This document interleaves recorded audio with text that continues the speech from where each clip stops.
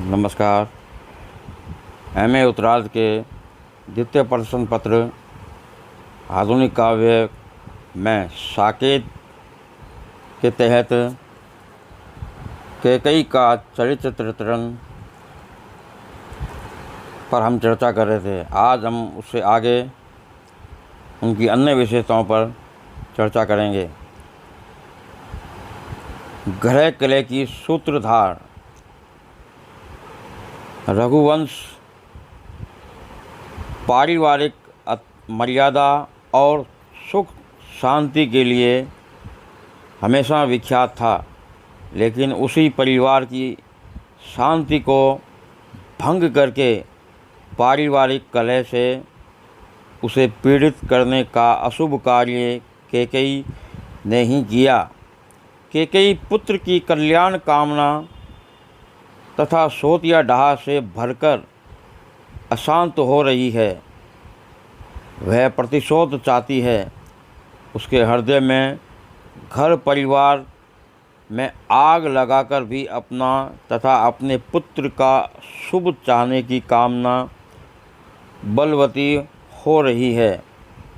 दर्शक अब उसे मनाते हैं और उसका क्रोध शांत करने का प्रयास करते हैं, तो उसकी कुटिलता व कठोरता और बढ़ जाती है। अंत में वह राजा से 2 वरदान मांगकर ग्रह कलह को चरम सीमा पर पहुंचा देती है। राम को वनवास और भरत को राज्य। दशरथ भय से कांप उठते हैं और क्षुब्ध होकर वे भी कैकेयी को वैशाली नागिन आदि विशेषताओं से संबोधित करते हैं।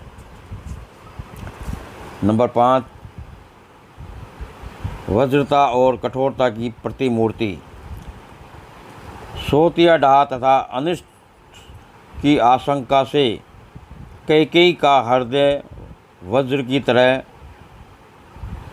कठोर हो जाता है।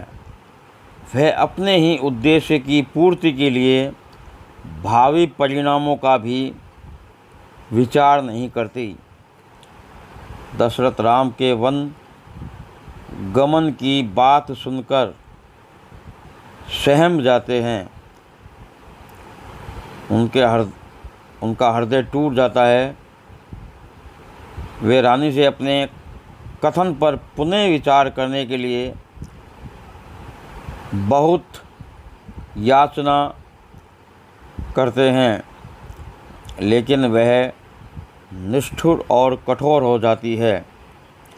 वह लक्ष्मण को भी अत्यंत रूखा और कठोर उत्तर देती है। कहा तब कैकेयी ने, क्या कहूँ मैं, कहूँ तो रेणु का वध कर रहूँ मैं।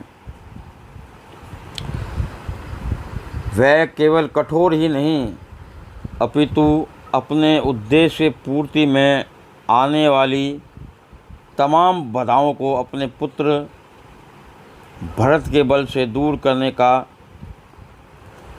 प्रयास करती है। कैकेयी के उक्त कथन में अत्यंत कटुता, क्रूरता और विद्वेष भरा है। वह पारिवारिक कलह का कारण बनकर समय का, परिवार का तथा नगरवासियों के सुखों को शोक में बदलती है। उसके हृदय में इतनी कठोरता और क्रूरता है कि उसके कृत्य से ही उसके पति दशरथ की मृत्यु हो जाती है। चारों ओर हाहाकार मच जाता है। कौशल्या, सुमित्रा, उर्मिला आदि मूर्छित होकर भूमि पर गिर पड़ती है, लेकिन कैकेयी का मुंह तक भी नहीं खुलता। उसकी आंखें चकित सी खुली रह जाती है। वह शोक विह्वल होकर पति के लिए रुदन नहीं करती, अपितु मौन रहकर शोक को पी जाती है।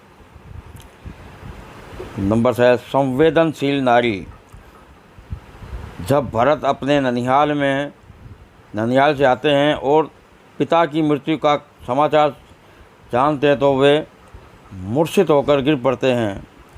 पुत्र को इस अवस्था में देखकर कैकेयी की कठोरता कोमलता में बदल जाती है। उसकी संवेदना जागृत हो जाती है। वह वात्सल्यमयी बनकर भरत पर स्नेह का हाथ फेरती है। वह अपने आप को पतिघातिनी कहकर अपना दोष भरत के सामने प्रकट करती है। उसके बाद भरत को अपने दोनों वरदानों से अवगत कराती है और भरत से राज्य संभालने का आग्रह करती है। नंबर 7, महत्वाकांक्षाओं से संपन्न।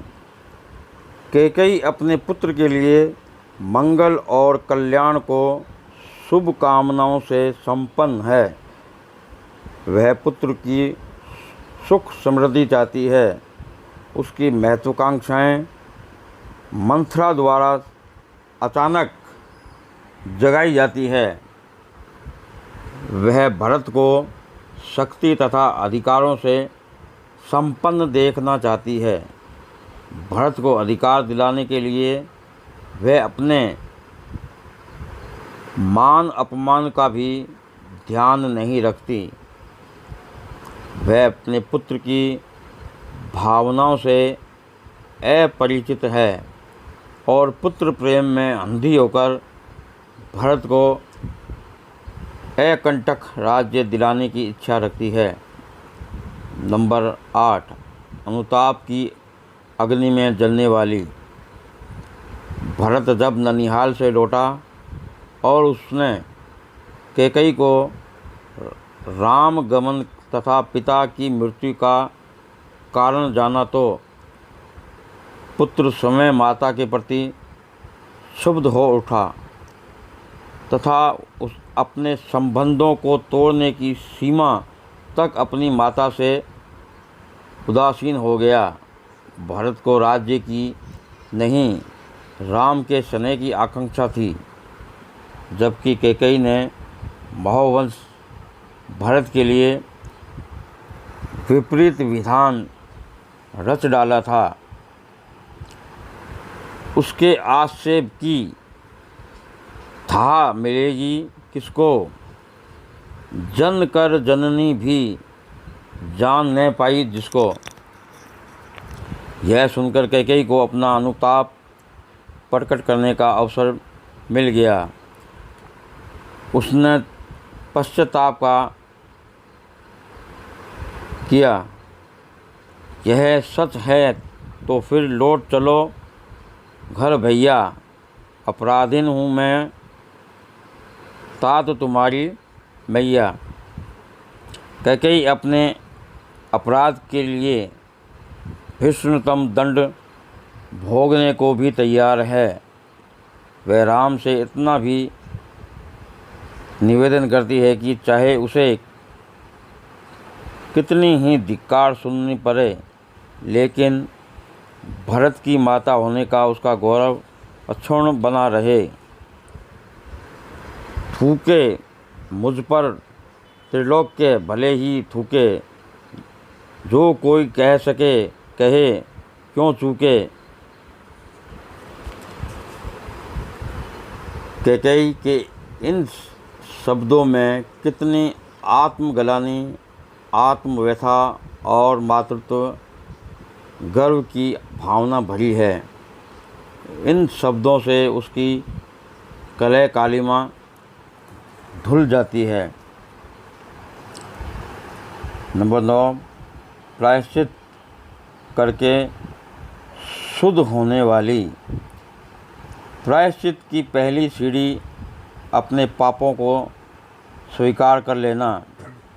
कैकेयी भरी सभा में अपना अपराध स्वीकार कर चुकी है। उसे अपने कुकृत्य पर गहरा पश्चाताप है। वह आत्मग्लानि से गड़ी जा रही है। वह अपने आप को धिक्कारती है। युग युग तक चलती रहे कठोर कहानी, रघुकुल में भी थी एक अभागिन रानी। निज जन्म जन्म में सुने जीव यह मेरा, धिक्कार उसे था महास्वार्थ ने घेरा।